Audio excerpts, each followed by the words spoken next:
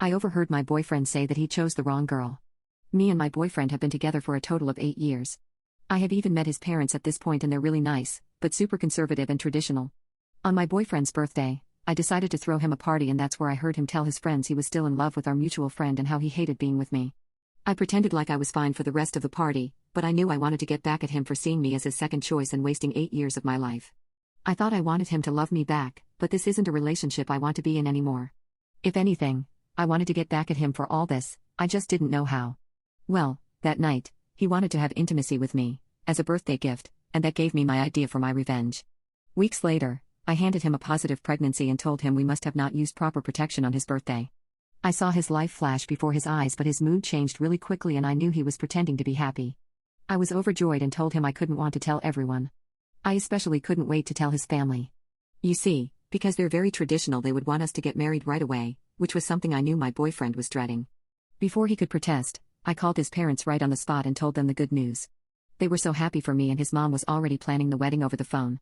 My boyfriend told her that it was too soon for that because we had only been dating for 8 years. I never realized how awful my boyfriend really was, but now that I knew what he really thought, all of the red flags were standing out. His mom dismissed his words and told us to go over to her house straight away. When I hung up, my boyfriend told me it was wrong of me to call his parents so soon when we hadn't even discussed what we were going to do about the baby. I asked what he meant by that and he said he didn't know how he felt raising a baby at his age. He said it was too soon and the best thing to do would be to abort it. I was shocked. I told him that wasn't happening because I was ready to have a family with him.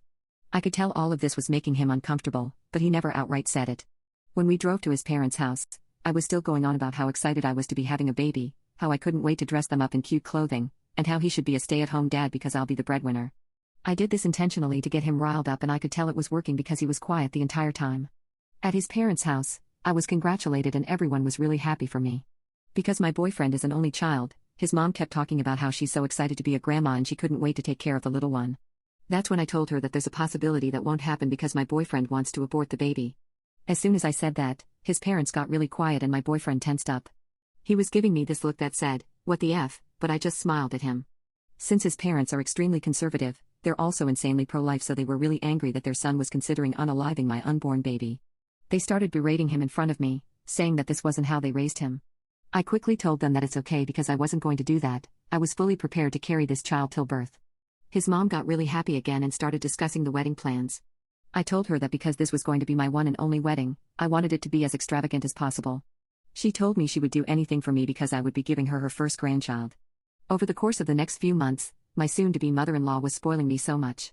She wanted me to have the most expensive outfit, jewelry, and catering, all which were non-refundable.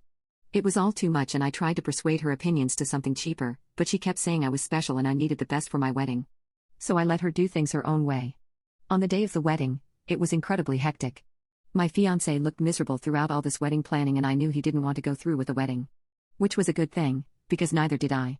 I would never want to marry him because he was in love with another woman, and even though marrying me would make him miserable, I didn't want to feel the same way for the rest of my life. Besides, I was never really pregnant. That's why I decided to leave a very descriptive letter to my in-laws about why I ran away.